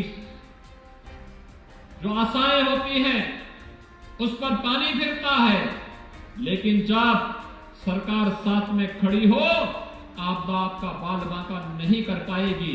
और इसलिए भी हाल ही में अतिवृष्टि और बाढ़ के कारण किसान भाइयों को बहुत नुकसान उठाना पड़ा। जो लोग बाढ़ की चपेट में आए थे उनके लिए हम लोगों ने आपदा राहत कोष से भरपूर सहायता उपलब्ध करवाने के लिए जिला प्रशासन को पहले ही निर्देश दिया है। हर पीड़ित तक राशन किट पहुंचना चाहिए, शासन की राहत सामग्री पहुंचनी चाहिए और जिन अन्नदाता किसानों को फसल का नुकसान हुआ है उसका आकलन करके समय पर भेज दें, हम उनका भी मुआवजा देने का काम प्रदेश सरकार और केंद्र सरकार डबल इंजन की सरकार वहां पर एक कंपनसेशन भी उन किसानों को उपलब्ध करवाने का कार्य करेगी। भाइयों बहनों, उत्तर प्रदेश देश का सबसे उर्वरा भूमि है कृषि की दृष्टि से, सबसे अच्छी भूमि भी हमारे पास और सबसे अच्छा जल संसाधन भी हमारे पास। जल संसाधन तो ये देवरिया कुशीनगर में तो इसलिए 10 फुट पर पानी मिल जाता है। अनुमान करिए देश के अंदर बहुत सारे क्षेत्र ऐसे हैं जहां 400-400 फीट तक लोग जाते हैं तब भी पानी नहीं मिलता और यहां 10 फुट पर पानी मिल जाता है। पर्याप्त जल संसाधन है, कोई कमी नहीं है, हम केवल उसका उचित नियोजन कर लें। इतनी अच्छी भूमि है, हम तकनीक को अपना लें। ये प्रदर्शनी जो यहां पर लगाई गई है उसी तकनीक और अच्छे बीज के लिए, आधुनिक तकनीक और आधुनिक बीज को लेकर के है। और जब इन सब को लेकर के हम कार्य करते हैं तो भाइयों बहनों यही कार्य एक नई पहचान दिलाता है। जैसे अभी गोरखपुर की एक महिला काश्तकार ने 1 हेक्टेयर खेत में 80 क्विंटल गेहूं का उत्पादन किया है। कोयला देवी नाम की गोरखपुर की महिला कितनी बुजुर्ग थी, जंगल कोड़िया की, मंच पर अभी आई थी, उनका सम्मान हुआ। हम थोड़ी भी प्रयास कर ले, गोरखपुर, देवरिया, कुशीनगर, महाराजगंज की धरती तो सोना उगलने का काम करेगी, सोना उगलने का, लेकिन हमें थोड़ा प्रयास करना होगा, इस दिशा में प्रयास करना होगा। और इसीलिए मैं बार बार कहता हूं हमें इसमें आधुनिक तकनीक लानी पड़ेगी। कृषि विभाग निरंतर इस पर कार्य कर रहा है, प्रधानमंत्री जी का मार्गदर्शन निरंतर प्राप्त हो रहा है। एक तरफ प्रदेश के अंदर आप देख रहे होंगे कानून व्यवस्था की बेहतर स्थिति, और मैं फिर इस बारे में कह देना चाहता हूं कि अपराध और अपराधियों के प्रति सरकार की 0 टॉलरेंस की नीति रहेगी। सरकार किसी भी व्यक्ति को जो समाज के सौहार्द को बिगाड़ने का कार्य करेगा, गरीब का, व्यापारी का, बहन बेटियों के लिए खतरा बढ़ेगा तो उसके लिए हमारी पुलिस खतरा जरूर बन जाएगी, उसका जीना हराम जरूर कर देंगे। और अगर अब भी कोई गफलत में है तो उसे अपनी गफलत छोड़ देनी होगी। प्रदेश में अपराध और अपराधियों के लिए कोई जगह नहीं। प्रदेश विकास की जिस राह को पकड़ा है, अपने युवाओं के उत्थान के लिए, महिलाओं की सुरक्षा और उनके स्वावलंबन के लिए, अन्नदाता किसानों के विकास के लिए, समाज के प्रत्येक तबके तक शासन की योजनाओं का लाभ पहुंचा करके उनके जीवन में व्यापक परिवर्तन करने के जिन संकल्पों के साथ सरकार आगे बढ़ी है, डबल इंजन की सरकार का लाभ समाज के प्रत्येक तबके को बिना भेदभाव के प्राप्त हो रहा है। और आज जब हम स्वर्गीय रविंद्र किशोर शाही जी की 40वीं पुण्यतिथि के अवसर पर यहां पर एकत्र हुए हैं, सचमुच मैं विश्वास के साथ कह सकता हूं कि आज जब डबल इंजन सरकार की कार्य पद्धति को स्वर्गीय रविंद्र किशोर शाही जी की आत्मा कहीं से देख रही होगी, वो प्रफुल्लित होती होगी कि इसी के लिए हमने साधना की थी, इसी के लिए हमने तपस्या की थी कि सरकार आएगी, गांव की सुध लेगी, सरकार आएगी, किसानों के बारे में सोचेगी, सरकार आएगी, नौजवानों के उत्थान के बारे में सोचेगी, सरकार आएगी, महिलाओं के कल्याण के बारे में सोचेगी, सरकार आएगी, अपने विरासत को पुनर्स्थापित करने की कार्य करेगी, मानवित्तों की पुनर्स्थापना का कार्य होगा, अयोध्या में राम मंदिर का निर्माण और काशी में काशी विश्वनाथ धाम का निर्माण इसी श्रृंखला का हिस्सा है। मैं विश्वास के साथ कह सकता हूं कि महापुरुषों की आत्मा जहां कहीं से भी देख रही होगी, प्रफुल्लित हो रही होगी कि हमने जो साधना की थी उस साधना का परिणाम है कि आज एक एक संकल्प पूरा होता हुआ दिखाई दे रहा है। याद करिए, कभी डॉक्टर श्यामा प्रसाद मुखर्जी जी ने एक सपना देखा था, एक संकल्प लिया था उस सपने को पूरा करने के लिए कि एक देश में 2 प्रधान, 2 निशान और 2 विधान नहीं चलेंगे। आजादी के बाद तमाम सरकारें आई गई, वह संकल्प ज्यों का त्यों रहा, लेकिन जब प्रधानमंत्री मोदी जी के नेतृत्व में सरकार बनी और सरकार ने संकल्प लिया कश्मीर से धारा 370 को सदैव के लिए समाप्त करके एक देश में 2 प्रधान, 2 विधान और 2 निशान की व्यवस्था सदैव के लिए समाप्त करके भारत एक, भारत श्रेष्ठ भारत की परिकल्पना को साकार किया है। यही तो विरासत के प्रति सम्मान का भाव है। आजादी के अमृत महोत्सव वर्ष में इससे बड़ा कार्य क्या हो सकता है कि गरीब घर में पैदा हुए रामचंद्र विद्यार्थी जैसे स्वतंत्रता संग्राम सेनानियों का स्मरण यह देश कर रहा है या प्रदेश कर रहा है, उनका स्मारक देवरिया में भव्य रूप से बनकर के तैयार हुआ है। इससे बड़ी श्रद्धांजलि क्या हो सकती है कि हम आजादी के अमृत महोत्सव वर्ष में देश के लिए अपने आप को समर्पित करने वाले इन क्रांतिकारियों को, इन स्वतंत्रता संग्राम सेनानियों का पुण्य स्मरण कर सके, उन्हें अपनी विनम्र श्रद्धांजलि अर्पित कर सके। और आज का यह पुण्य अवसर हम सब के लिए है जब पथरदेवा में आकर के हम लोगों ने इन कार्यक्रमों के साथ जुड़ा है, जोड़ करके इन कार्यक्रमों को आगे बढ़ाया है। यहां पर शाही जी भी कह रहे थे एक कॉलेज के बारे में, वहां पे कुछ साइंस ब्लॉक के बारे में प्रस्ताव आप दीजिए, हम जरूर उसको करेंगे। यहाँ पे पिछली बार आपने कुछ डिग्री कॉलेज की मांग की थी और डिग्री कॉलेज मुझे बहुत अच्छा लगा कि आपने समय सीमा के अंदर उसको बना करके तैयार भी कर दिया है। अब जल्दी से उसमें प्रयास होना चाहिए कि पठन पाठन का माहौल हो, नई शिक्षा नीति के तहत वहां पर कार्यक्रम आगे बढ़े और राष्ट्रीय शिक्षा नीति को लागू करते हुए देवरिया जनपद के और पथरदेवा क्षेत्र के नौजवानों को उच्च शिक्षा की उत्तम व्यवस्था का केंद्र वहां पर विकसित हो सके, इस दिशा में हम सबको प्रयास करना होगा। भाइयों बहनों, बहुत कुछ है करने के लिए और हम लोगों ने पहले भी कहा है कि देवरिया और कुशीनगर की धरती तो सोना उगलने का काम कर सकती है। यहां पर हमें उस प्रकार की सुविधा के लिए अपने आप को तैयार करना होगा। खाद्यान्न, दुनिया में खाद्यान्न का संकट आने वाला है। हमारे किसान को आधुनिक खेती के तकनीक और खासतौर पर प्राकृतिक खेती की ओर जाने के लिए तैयारी करनी चाहिए। प्राकृतिक खेती गौ आधारित खेती है, इसमें कम लागत में अधिक उत्पादन है। अतिवृष्टि या फिर अनावृष्टि का उस पर बहुत प्रभाव नहीं पड़ेगा, लेकिन उत्पादन बहुत अच्छा होगा। विष मुक्त खेती होगी, मार्केट में दाम अच्छा मिलेगा और दुनिया के मार्केट में भारत का खाद्यान्न छा जाएगा।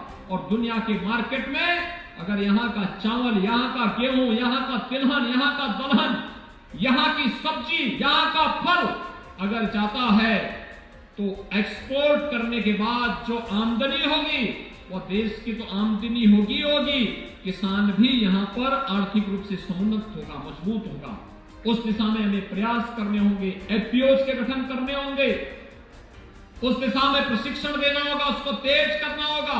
कृषि विभाग ने इस दिशा में बेहतर कार्य आगे बढ़ाया है और उसके लिए आवश्यकता पड़ती है अच्छे सेंटर ऑफ एक्सीलेंस की स्थापना का, उसके लिए आवश्यकता पड़ती है तो नए विश्वविद्यालयों के निर्माण का, क्योंकि राष्ट्रीय शिक्षा नीति में हर जनपद में एक विश्वविद्यालय भी बनना है और उन विश्वविद्यालयों की स्थापना की दिशा में भी हमें प्रयास करना चाहिए। अब आवश्यक नहीं कि हम किसी एक विषय को लेकर के विश्वविद्यालय बनाएं, अब तो हर विश्वविद्यालयों में हर प्रकार के पाठ्यक्रम एक साथ भी प्रारंभ हो सकते हैं और उन कार्यक्रमों को एक साथ आगे बढ़ा करके हम लोग अपने नौजवान के सामने देश और दुनिया के लिए अनेक अवसर प्रदान कर सकते हैं। स्किल डेवलपमेंट उसमें एक क्षेत्र हो सकता है, खाद्यान्न उत्पादन में अच्छी तकनीक के माध्यम से आगे बढ़ाने का कार्य हो सकता है, पशुपालन के माध्यम से उन्नत किस्म का भारतीय नस्ल के गोवंश और भैंसों की अच्छी किस्मों को आगे बढ़ा करके उसके माध्यम से भी हम दुग्ध उत्पादन में किसान की आमदनी को कई गुना बढ़ाने का कार्य कर सकते हैं। मुझे पूरा विश्वास है आप इस प्रदर्शनी से प्रेरणा लेंगे और इसके माध्यम से बहुत कुछ आपने किया भी होगा। जो आपने किया है आप बताएंगे कृषि विभाग को, जो आप में भी कमी है वह कृषि विभाग आपको सहयोग करेगा और आप देखेंगे एक साथ मिलकर के व्यवस्था आगे बढ़ेगी। आज के इस अवसर पर मैं एक बार फिर से देवरिया जनपद को विधानसभा चुनाव में सहयोग करने के लिए सातों की सातों सीटें भारतीय जनता पार्टी की झोली में डालने के लिए हृदय से आभार व्यक्त करता हूं। मैं 477 करोड़ रुपए की लागत की इन सभी परियोजनाओं के लिए श्री सूर्य प्रताप शाही जी, यहां के माननीय सांसदगण, यहां के माननीय विधायकगण, यहां के सभी माननीय विधान परिषद के सदस्यों को, सभी जनप्रतिनिधियों को हृदय से बधाई देता हूं, जनपद वासियों का अभिनंदन करता हूं। ये दीपावली का एक लघु उपहार है, अभी इससे बड़े उपहार देने के लिए हम लोग बाद में आने वाले हैं। अभी आज चूंकि शाही जी की पुण्यतिथि थी इसलिए हम लोगों ने कहा कि जल्दी जल्दी में कार्यक्रम में पहले भागीदार बनकर के इन कार्यक्रमों का एक बार हो जाएगा। बड़े कार्यक्रमों के साथ हम लोग फिर से यहां पर आएंगे। मैं इस अवसर पर एक बार फिर से आप सबको दीपावली की मंगलमय शुभकामनाएं आप सबके प्रति व्यक्त करता हूं। स्वर्गीय रविंद्र किशोर शाही जी को उनकी 40वीं पुण्यतिथि पर विनम्र श्रद्धांजलि अर्पित करते हुए अपनी वाणी को यहीं पे विराम देता हूं। धन्यवाद। जय हिंद, जय जय श्री राम।